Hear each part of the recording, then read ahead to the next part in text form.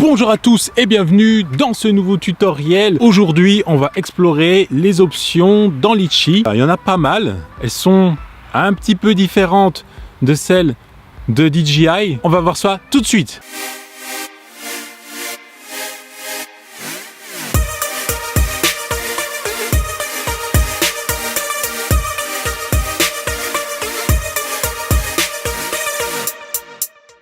Ce qui est pratique dans les réglages de Litchi, c'est qu'on a un menu simple et unique. Et ça, c'est la clé quand même de la facilité. Alors, quels sont les réglages dans Litchi? Il y en a énormément. Donc, il y a ceux de base, avec l'unité métrique, type de carte, voilà, satellite, standard, ainsi de suite. Et il y a des choses un peu plus complexes, on va dire.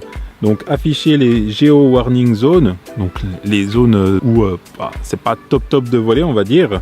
Ensuite, montrer l'orientation vers le point home, ça c'est super intéressant. Afficher les coordonnées GPS, j'ai déjà essayé, mais ça met toujours latitude et longitude 0. Donc voilà, ça me sert pas à grand chose. Langue, donc ça c'est la langue du mobile, ou soit vous pouvez choisir une langue parmi toutes celles qui se font. Et bien sûr, voilà, Litchi a l'avantage d'être en français, que ce soit sur iOS ou sur Android. On a la version de l'appli, du firmware, on a pas mal d'informations. Trouver mon appareil aussi, c'est pas mal. Donc altitude du retour home 30 mètres, on peut le setter. Altitude max, on peut le setter, il a 150 mètres pour ma part parce qu'il reprend les configurations de DJI.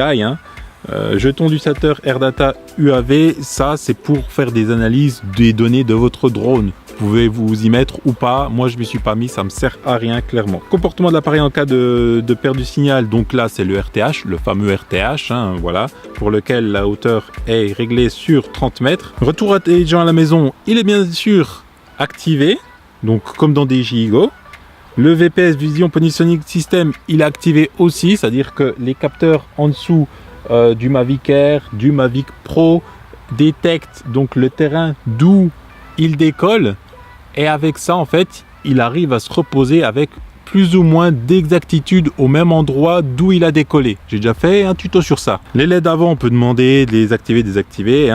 Calibration du compas, enfin de la boussole. Après, on a un peu tout ce qu'il y a dans DJI Go, je vous cache pas. Mode de la nacelle, rotation follow. Nacelle contrôlée au doigt sur l'écran. Voilà, on appuie un petit peu, puis ça vibre et on a accès au contrôle de la nacelle, en fait, directement. Extension de la nacelle plus 30 degrés, donc on peut autoriser la nacelle à aller à plus 30 degrés, c'est pareil, c'est inclus dans DJI Go. Alors, lock gimbal when shooting photo, ça y est pas. Donc en fait, c'est bloquer la nacelle quand on fait des photos. Et ça peut être bête, mais c'est super important pour qu'il n'y ait pas de flou de mouvement, de flou de bouger. Sync gimbal yaw with aircraft heading. Donc ça, c'est synchroniser donc l'axe Z, celui-là, le yaw, avec donc la tête du drone au final. Moi je l'ai pas mis, mais vous pouvez, comme ça il va tout le temps suivre en fait l'avant du drone. Caméra, donc on peut demander un enregistrement auto, c'est à dire que dès qu'on décolle, boum, il va commencer à enregistrer dès le décollage, et quand on va se poser, il va arrêter d'enregistrer. Décollage matériel, c'est comme dans DJI Go. Mise en cache des vidéos aussi, c'est comme dans DJI Go.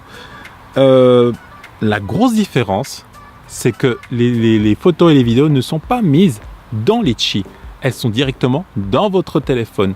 Alors sur iOS, elles se trouvent dans Photos, et sur Android, par contre, elles se trouvent dans un dossier photo. Je ne pourrais pas vous dire lequel, ça dépend du téléphone, mais elles sont en tout cas dans un dossier photo et vidéo. Améliorer l'affichage du filtre D-Log, donc ça j'ai coché, parce que le D-Log, c'est un filtre complètement plat pour pouvoir refaire de la colorimétrie par la suite. Donc là, je l'ai coché améliorer pour qu'on ait à peu près les bonnes couleurs, que ce soit pas trop dégueu, comme ça on peut se rendre compte si c'est beau ou pas bien avant. Quadrillage, moi j'ai mis une grille, c'est comme dans DJI Go, c'est la grille, c'est pour pouvoir cadrer correctement la grille des tiers, donc il y a des règles qui s'appliquent, ainsi de suite, voilà. C'est mieux de le mettre, surtout quand vous faites des enroulés autour de points d'intérêt, ça peut être toujours bien de l'avoir activé. On a une partie voix. Alors en fait, moi elle est activée. Fréquence des commentaires, donc là elle est sur 20 secondes, on peut le mettre sur plus, moins, ainsi de suite. Donc, alors commentaires sur altitude, la distance, la vitesse, la batterie, avertissement, RTH, intelligent. Donc ce qu'il va faire, il va faire des commentaires sur l'altitude, donc il va dire drone à 5 mètres, drone à 10 mètres, et ce dans l'intervalle que vous avez défini. Pareil sur la distance, pareil sur la vitesse et pareil sur la batterie. Ça peut être très lourd, très rapidement. J'ai déjà activé une fois, je l'ai désactivé directement après parce que pour moi ça n'avait pas grand intérêt au final. Avertissement RTH intelligent. Par contre, quand vous avez plus beaucoup de batterie, donc du coup là le drone vous l'indique, et c'est ce qui est pas mal intéressant au final. Et il vous dit à partir, moi j'ai mis 25%, donc il vous dit à partir de 25%, 24, 23, ainsi de suite, et voilà. Plus ça baisse et plus il vous le dira en tout cas. Et la dernière chose, ce qu'il n'y a pas sur DJI Go, en partie. Alors c'est les boutons C1 et C2. Donc je rappelle, pour le Spark et pour le Mavic Air, hein, bien sûr, ceux qui ont des télécommandes un peu plus réduites, qui n'ont pas tous les boutons, hein, qui n'ont pas les deux gâchettes qui se trouvent ici normalement. Donc le bouton FN, c'est le bouton C1. Le bouton ici derrière personnalisable, ça correspond au bouton C2. Alors on a les touches C1 et C2 qui sont programmables parmi vraiment une pléthore d'options. C'est pas trop réduit hein, par rapport à des DJI Go. Pareil pour C2. Et donc après, il considère qu'il peut y avoir un appui long.